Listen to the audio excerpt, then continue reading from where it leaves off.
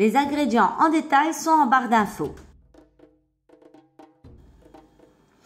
Donc 300 g de sucre glace, 300 g de poudre d'amande, une cuillère à soupe de farine, un sachet de levure chimique et une cuillère à soupe de lait. On va mélanger et essayer de former comme une pâte à yaourt. Ensuite, on aura besoin de 4 blancs d'œufs, une pincée de sel et du sucre semoule. Ici, on va essayer de faire une chantilly meringuée. Donc, on met le sucre petit à petit et on laisse monter la chantilly.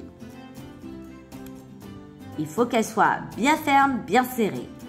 Ensuite, c'est très simple, nous allons mélanger ça avec notre mélange sucre glace amande. Et on réserve ça de côté.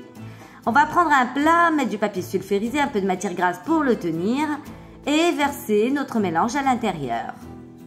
Bien l'aplatir en forme de carré. Ça, c'est le gâteau.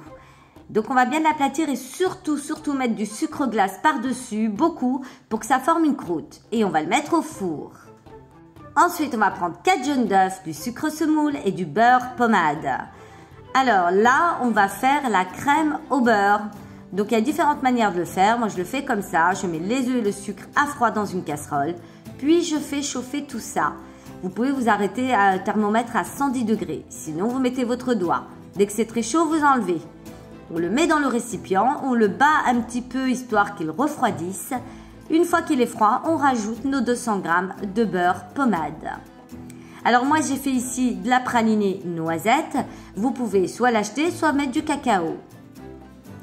Et on laisse bien remuer. Et voilà, c'est prêt. On va sortir notre pâte du four. Après refroidissement, on y va délicatement. On la retourne, on enlève le papier sulfurisé. Ici, on va le découper en forme de carré. On va garder les chutes, hein, vous ne les jetez pas. Alors, il y a différentes manières de le faire. Moi, je vais déjà le découper en deux. Vous pouvez le faire sur 2 ou 3 étages. Moi, je vais le faire sur 4 étages. On est plutôt gourmand dans la famille. Donc, on superpose et on met notre crème au beurre. On remet de la pâte par-dessus et ainsi de suite. Bien sûr, vous pouvez faire différents arômes. La crème au beurre, vous pouvez l'aromatiser comme vous voulez. Vous pouvez aussi mettre des cacahuètes à la place des amandes. On lisse bien sur les côtés. Et voici nos chutes de tout à l'heure que j'ai un peu découpées.